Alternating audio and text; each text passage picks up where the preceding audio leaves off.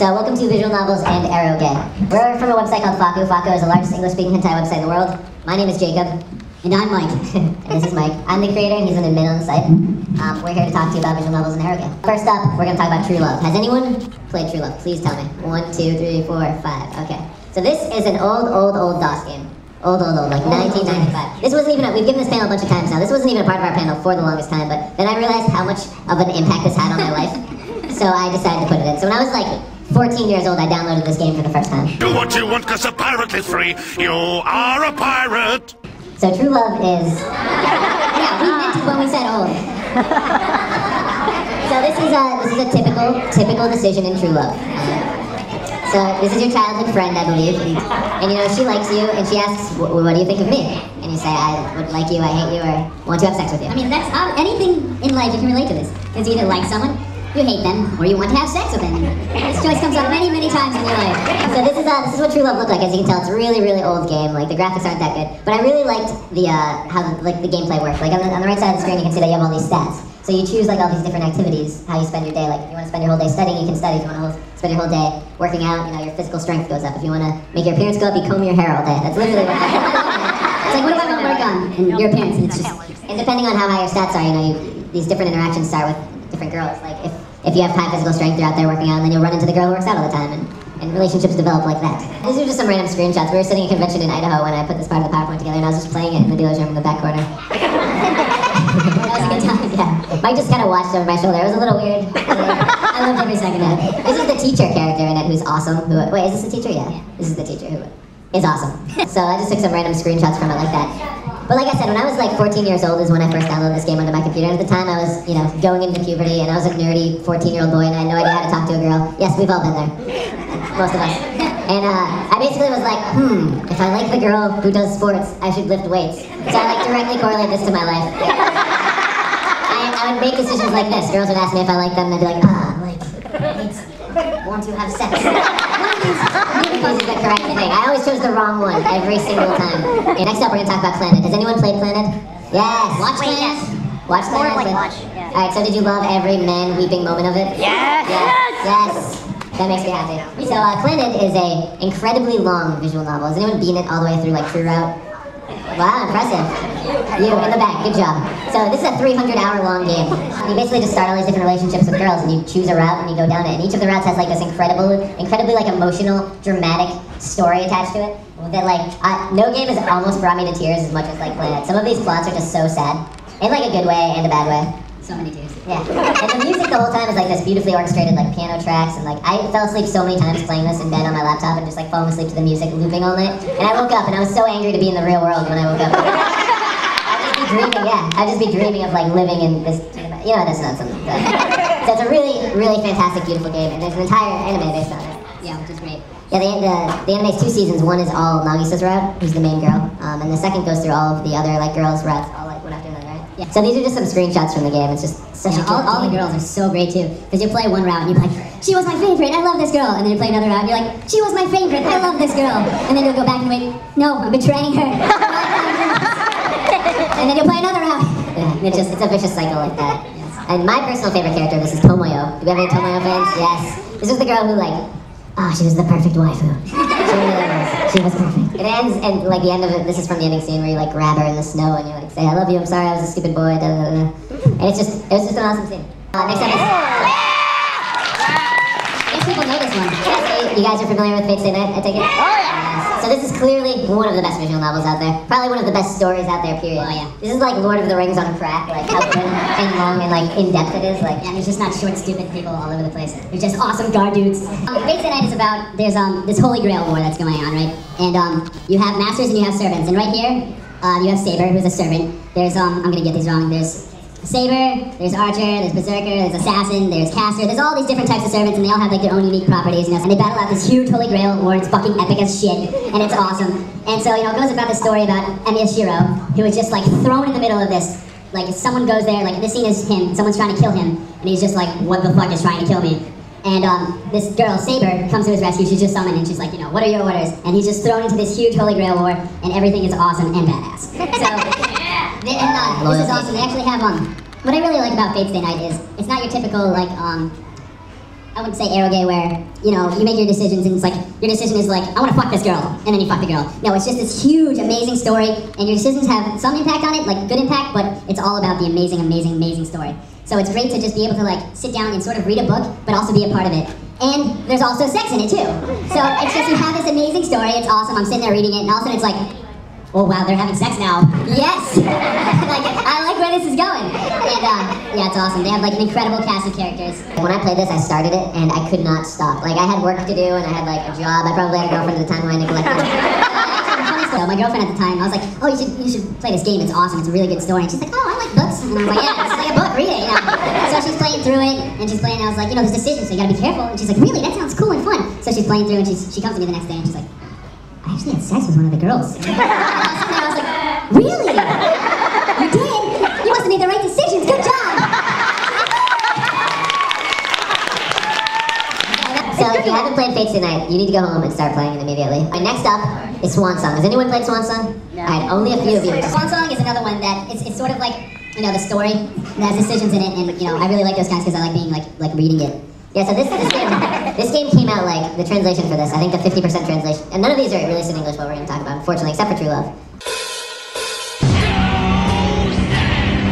Literally, like, this is how it begins, it starts off, and like, you're just walking down the street, and then like this massive earthquake, and you're just like huddled, hoping you don't get crushed and killed, and you're like, what the hell is going on? And when you come to, just everything you see around you is just destroyed, there's rubble everywhere, and people obviously are dead as shit, and it's just a terrible, terrible scene, and of course it's on Christmas Eve. Just to make it that much better. And so it's about this guy Skasa and these group of like refugees, and you know, they're all coming together and trying to get through this, and you know, what's happening, and you know, all these people come together, and all students, and so it's about them trying to survive, and it's just like apocalyptic, just snow everywhere, rubble, all these gruesome, you know, scenes all over the place, and it's about them trying to just survive. And the story is really moving and amazing. Like, there's so many things that happen. It just like, basically what happens is, you know, they find more people, and they start like their own camp, and then there's like a rival camp, you know, they feud, and it's kind of eerie, because you think, like, okay, well, what if this happened? You know, I would probably go through the same motions these people are going through, but you know, then shit just starts getting real. It's like, well, people are going crazy and killing each other, and people are like, the world's ending, and I'm just gonna start raping and killing people, and it gets really scary. Like, there's definitely some gruesome scenes. If you're not into that kind of stuff, I wouldn't recommend it. But like, people start fighting. Like, this is actually a battle scene from one of the the opposing groups start fighting, and you know, it's just like crazy how real it gets, and it's really emotional. Like, I played through the normal end because there's a good end and a normal end. So I played through the normal end, and at the end of it, I was just like, oh my heart. So that was Swan Song. So next up, this one is actually translated, and I think you need to get in the dealer's room. And the girl who was gonna come in was cosplaying this little lolly one in the back corner, which is why I wanted her to come in. So this is Yume Miru Kisuri, a drug that makes you dream. Has anyone played this? Yeah. Did you like it? Yeah. Wasn't it messed up? Nope. Yeah. This one was cool. I like this one. So here's a typical scene from it. So, Woman with big tits getting choked. So Mike, why don't you explain this one? This one is actually a really cool concept behind it. Basically, there's these 3 girls, but each of them represent like a plight in Japan. So you see the girl on the bottom left there with the white hair. She represents like being bullied in Japanese culture, because that's actually a very serious thing. Like, a lot of people actually commit suicide about it, and you know, you think, you know, bullying people, calling them names, that they take it to just this level of extremity, and it goes into depth. So that's her. She gets bullied. The girl on the top actually represents like drug addictions and things like that. So this girl is like, she claims to be like this fairy girl, and she's like, oh, you know, I'm from the magical world, and I need to get back. But she's just fucking high off her ass all the time. She gets high off her ass, and then she's like, let's do anal. Let's go, let's do it. In the alleyway, let's go. I already like this game. Oh yeah, it's awesome. And this is the bullet. Yeah. And then the last. And then the last one is actually meeting expectations. Like, they have these kids who are meant to be the role models, and like, oh, you should be the student council president, and you needed to get A's, and you needed to get the highest score in school. So all of these things just cause a ridiculous amount of stress on these people. So she represents meeting all these expectations, which are just almost impossible. So she tries to be like a rebel. She's like, tries to start smoking and things like that, just to be like, you know, I don't have to do what everyone tells me to do. And so that's what her character is. One thing I didn't like about this game is, like, I fucking love that girl who gets bullied. Like, I was like, I'll stand up for you, I'll be your white knight, and I was just always picking the decisions. And then I finished her route, and then I found myself going on her route again because I couldn't leave her alone. Because you literally had to be like, protect girl, don't protect girl. And I was like, well, I can't leave you alone. Like, and then I just ended up going on the route, and I was like, fuck, I did it again. Load save 4th time over, try again. So yes, that is the drug that makes you dream. It's probably in the dealer's room. So Wanko to Kuroso. This one's so bad for us. So does anyone play this one? Yeah, alright, I like that. So you know the plot's a little ridiculous, I'm about to explain it, right? So this is about tiny lolly dogs that you have sex with.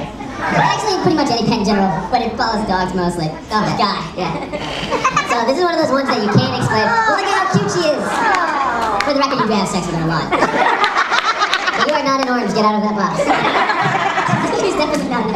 So this, you basically like you're living alone. You're some guy, like same type of story where you're not really going anywhere in your life, I think. And you go home one day and then you find a dog in the rain. And in this world, this is what dogs are. So you're like, I can't leave this dog alone in the rain. So you take it home and you put it in a box of oranges. And you know, just like every good pet, they go into heat. These ones just happen to be part people. So to help them while they're in heat, you just have sex with them. So it's like you're helping them out. You know, it's like, well, she's in so much pain. You know, she's in heat and all this bothering her. So you're not really having sex with her to please yourself. You're doing it for her. The main character in this was really like, I didn't like him at all. He was like a fucking uppity like asshole. He was like, I'm so fucking boss, like look at me. So he puts on like his best suit and he goes in, he's like, I'm actually some really rich guy and if you're gonna treat your dog like that, I'll pay you $100 million. And she's like, oh, well you don't have to do that if you're so handsome and rich. And he just gives it to you. So next up, I know some of you are gonna be familiar with this. Sengoku runs. Who in here has played Sengoku runs? Did you love every single heavy metal Imperial Juice? So Sengoku runs is like a tactical game that it's like an amazing tactical like turn-based RPG thing that they like then made a porn game out of. So like here is how you start off the game. Like your goal is to take over all of Japan. You're this you're Ron, who's like this prince, and he's like, I'm gonna take over Japan so I can have sex with every princess in every one of these territories. And that's his real goal, to have sex with each of them. That's legitimately his goal. Yeah. And so like this is me progressing through the game a little bit. I've taken over some territories here. Now this was Otakon 2 years ago when I first started playing this, like 6 days before Otakon. And I did not stop playing this until Otakon. Like I got to Otakon and fell asleep under a bench because I had been playing this the entire time. I could not stop playing this. This is one of those games where it's like, one more turn. I'll stay up for one more turn. Because it's like, it's completely turn-based, so.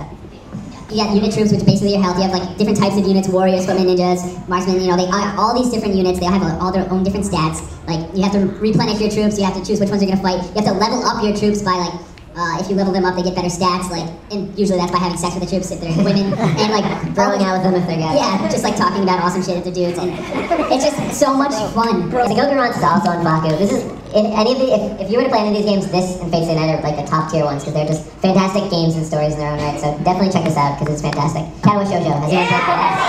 Yes. People know about Katawa Shoujo. Do any of you know the backstory? So, so I forgot the Dojin artist's name, but they released this hentai. It's Raita, right? Raita, yeah. Raita actually did like this one page. Yeah. It was the end of some Dojin. What was the Dojin? I don't remember what the Dojin was, but... So on the A board, unfortunately, they posted this last page of the Dojin, which was like, oh, this would be cool if someone made a visual novel about disability girls, which is what Katawa Shoujo means. And the artist quickly sketched out a few like disabled, attractive girls. Like one had like burned. Yeah. One was like half her body was all burned, and she was like the shy one. And then one had like no legs, but she was like, she wanted to be an athlete and like run around because she had like the handicap. Yeah, one girl doesn't have arms, but she's a painter. So it's basically they take their disabilities and then use them to their advantage, sort of. Like they just do the exact opposite. They're like, I can't do this, so I will. Yeah. So there's basically this huge thread on A about it, and a development team actually started of entirely English-speaking people, as far as I know. And from all over the world, they basically came together and made an entire game out of this, like a plot and art and music. And the music's actually really good throughout this. So they released Act 1 like 2 years ago now. It's been forever. Wow. Probably like 2 years ago. Yeah, it's probably, yeah. And they're still working on it. When it first came out, I played through every single girl's route that I could at the time, non-stop. Like I went back and did every decision that I could, and I just couldn't stop playing it. Yeah, so the story follows the main guy. I forgot his name. Misao? Thank you. Hisao? Yeah. Okay. So Hisao, and he goes and does the girl confess to him or just confess to him?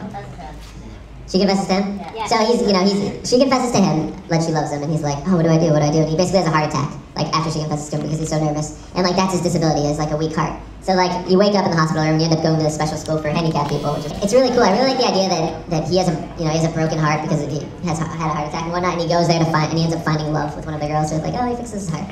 I like this girl. They have the student council president. Student council president, but she's actually she's deaf. So she has this other girl right here, the drill hair girl, who's her like translator. She does all the sign language and everything, but she's very loud and boisterous. So it's funny how you have this girl who doesn't really speak, she can't hear anything, and her translator is just this girl who will not fucking shut up. So it's really cool because I was really into this for a while, and there's a lot of concern on whether or not it would be like offensive for obvious reasons. And someone actually posted on the Katawa Shoujo forum, someone who was either blind or deaf, some woman. She must have been deaf.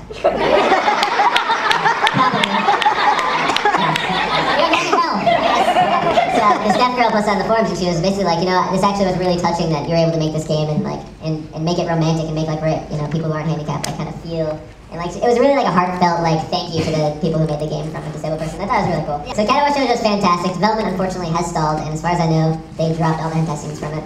They aren't in the game that's out now. They were gonna add them, and I don't think they're gonna anymore last I spoke with them, which is unfortunate because I wanted to ban a girl with no legs. really bad.